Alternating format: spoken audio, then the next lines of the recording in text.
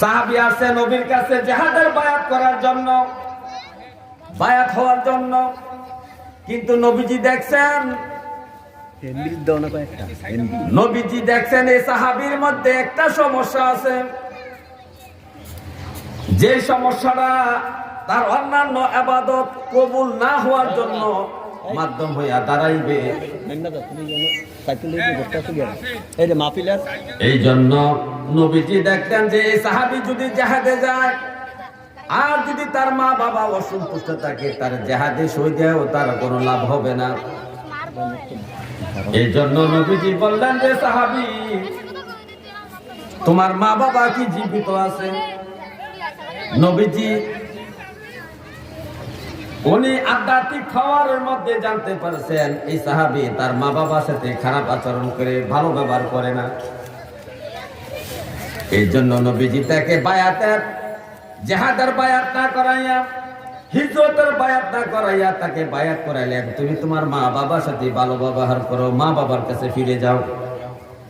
মা বাবার খেদমতের জন্য, মা বাবার সাথে বসবাসের জন্য সাহাবীর কাছ থেকে বায়াত নিলেন। তাহলে মা বাবার সাথে ভালো ব্যবহার করো, কত মূল্যবান জিনিস।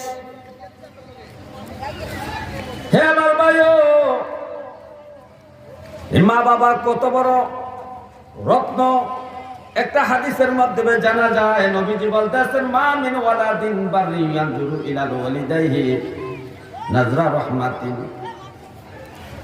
ইয়া আমার সাহাবারা শোনো, কোন নেককার সন্তান, কোন নেককার সন্তান, নামাজি সন্তান মহব্বতের নজরে যদি তার মায়ের দিকে তাকায়, তার বাবার দিকে তাকায়,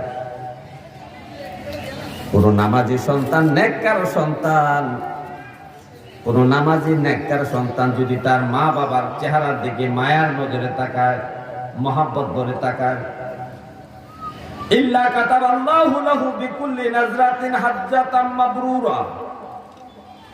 নবীজি বললেন, প্রত্যেকটা দৃষ্টি যতবার সে দৃষ্টি দেবে, প্রত্যেকটা দৃষ্টির বিনিময়ে আল্লাহ তাআলা তার আমলনামায় কবুলকৃত হজের সওয়াব দান করবে। কি মায়ার নজর! মায়ার নজর হলো মা বাবার চেহারার দিকে তাকাইয়া সে মনে মনে কল্পনা করবে, আমার বাবা তো আমার মতো একসময় যুবক ছিল, আমার মা তো আমার বোনের মতো একসময় যুবতী ছিল। আজকে আমাদেরকে জন্ম দেওয়ার পরে আমাদেরকে লালন পালন করতে যে কত পরিশ্রম খাটাখাটনি সংসারে করেছে, আজকে আমার মা এবং বাবা বৃদ্ধ হয়ে গেছে।